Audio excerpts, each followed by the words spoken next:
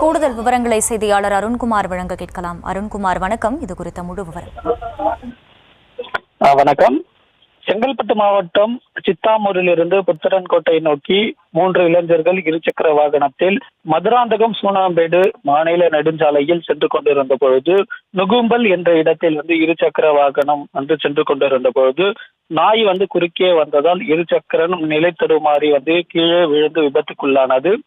இந்த விபத்தில் இருசக்கர வாகனத்தில் பயணம் செய்த சரத் என்ற இளைஞர் உயிரிழந்தார். மேலும் இருசக்கர வாகனத்தில் பயணம் மேற்கொண்ட 2 இளைஞர்கள் செங்கல்பட்டு அரசு மருத்துவமனையில் சிகிச்சை பெற்று வருகின்றனர்.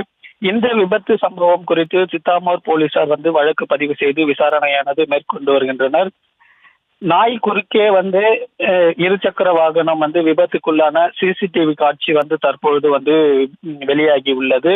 நாய் குறுக்கே இருசக்கர வாகனம் விபத்துக்குள்ளாகி ஒரு இளைஞர் உயிரிழந்த சம்பவம் இப்பகுதியில் பெரும் சோகத்தை ஏற்படுத்தியுள்ளது. விவரங்களுக்கு நன்றி அருண்குமார்.